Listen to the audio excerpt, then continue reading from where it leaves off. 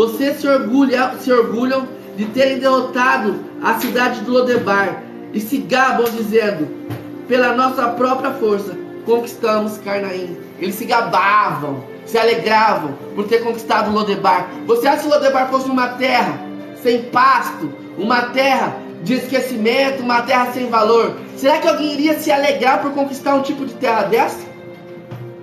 Uma terra que seria impossível você, como eu posso dizer assim em português claro, você produzir alguma coisa lá? Se seria uma terra árida, não teria como você cultivar alguma coisa ali? Como alguém poderia se alegrar se conquistasse Lodebar, igual a Bíblia fala, que eles se alegraram porque conquistaram Lodebar?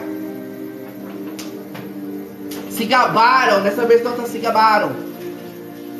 Ei, Mefibosete não estava num lugar tão terrível assim. Você sabe por quê? Porque quando você continua a ler, no verso 11 e 12, fala assim, ó. Eu falei Maquir, né? Maquir ele aparece aqui no 17, é Ziba, tá? É Ziba. E Ziba respondeu: tudo que o meu senhor o rei ordenar a seu servo, certamente o seu servo fará. A partir daquele dia, Mefibosete comia com Davi na mesa, com um membro da família real. Mefibosete também tinha um filho pequeno, chamado Mica. Toda a família de Ziba passou a servir Mefibosete. Ei, se Mefibosete tinha um filho chamado Mica, é sinal que Mefibosete foi casado, correto? Como ele pode viver numa cidade, né, num lugar, num ambiente, né, numa terra de esquecimento? Dizem Lodebar, que significa, né, sem, Lo é sem, Debar quer dizer alimento, quer dizer pasto, palavra. Um lugar sem pasto, sem palavra, um lugar árido, sem alimento, lugar improdutivo. E se casar naquele lugar, e sobreviver naquele lugar. E as pessoas daquele lugar, né, ter igual no caso de Maquir, aqui que nós vemos no segundo Samuel 17, do 27 em diante. Cuidava de cabra, levou trigo, levou farinha, levou alimentos para Davi. Como? Quando eu comecei a ler um pouco sobre Lodebar, eu comecei a entender que Lodebar não era tudo isso que as pessoas falam. Terra de esquecimento, não, terra de ninguém. E outra coisa, isso é o que Deus gerou no meu coração. É isso que Deus falou comigo. Mefibosete não foi num lugar chamado terra de esquecimento. Mefibosete foi num lugar chamado terra, um esconderijo, lugar onde ele estava sendo guardado, lugar de provisão, porque lá na casa de Ziba estava tendo provisão para Mefibosete. Lugar onde ele poderia comer, repousar a sua cabeça, descansar. Lá ele até casou.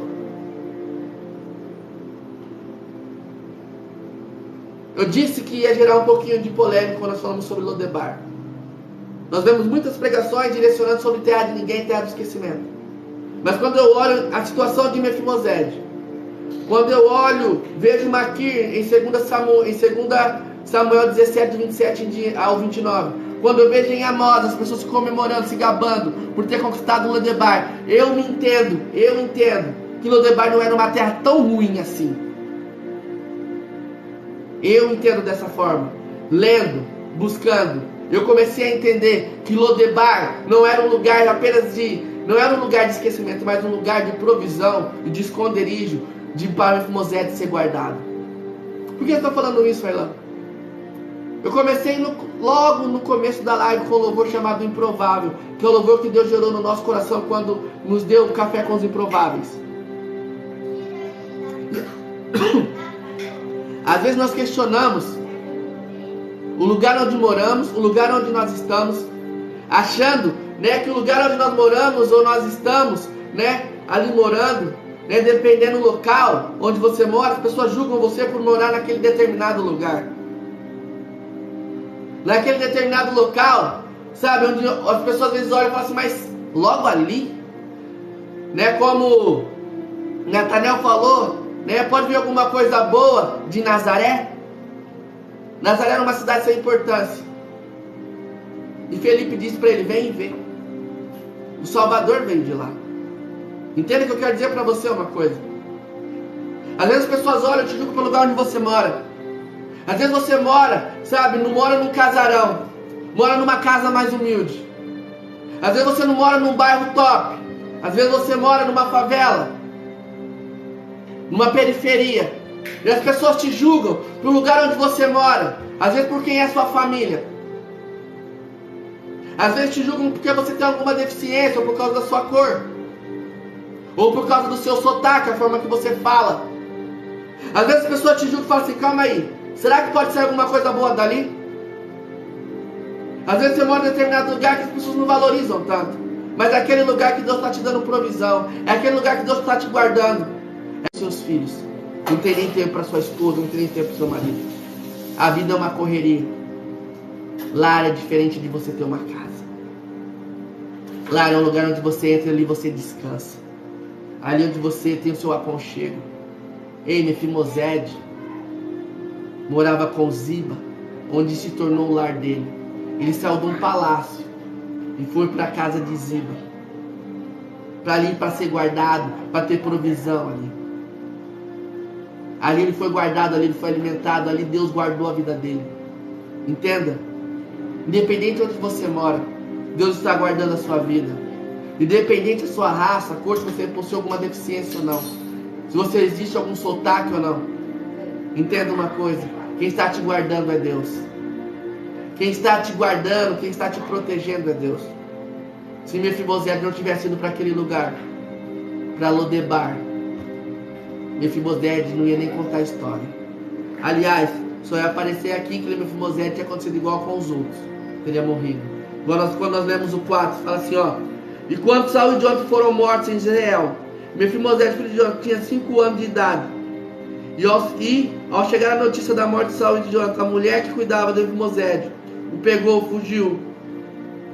Mas ele estava com tanta pressa que deixou o menino cair. Rebeca e Baná foram para a casa de Isobede e chegaram ali quando ele estava tirando a sua soneca depois do almoço. Entenda isso. O Senhor te guarda, o Senhor te protege. Independente de onde você mora, independente quem são os seus pais. Às vezes as pessoas podem olhar e julgar onde você mora. Às vezes sim, as pessoas podem olhar com os olhares humanos e falar assim: ah, aquele lugar não vai ser nada de bom não. Aquele lugar ali só nasce bandido. Aquele lugar ali só dá drogado. Aquele lugar ali só tem pessoas que não valem nada. Aquele lugar ali não sai nada de bom. Olha como que é as casas. Olha como são os moradores. Não tem nem muito estudo. Não tem isso, não tem aquilo. Olha lá, você já viu o pai, vive cambaleando, vive caindo pelas esquinas bêbado. Você viu lá o pai, sempre está ali batendo na mãe. Olha, só tem discussão dentro daquela casa. Olha lá o irmão, vive drogado, olha a irmã se prostituindo. E nós começamos a olhar tudo isso daí. E nós começamos a ver uma coisa: como as pessoas julgam pelo olhar humano. Como as pessoas julgam os outros por qualquer outra coisa. Mas eu comecei a entender uma coisa: quando nós servimos ao Senhor, quando nós servimos um Deus vivo, independente de onde nós moramos, independente de qualquer coisa que nós fazemos, Ele cuida de nós, Ele nos protege, Ele nos guarda. Por isso que eu sirvo um Deus vivo. Por isso que eu sirvo um Deus que me guarda, que me protege, que sempre está comigo nos meus momentos mais difíceis. Sabe o que eu fico mais feliz? Que quando nós fazemos as nossas lives, é saber que Deus está nos guardando, é saber que Deus está nos protegendo. É saber que quando Deus ele age de uma forma maravilhosa.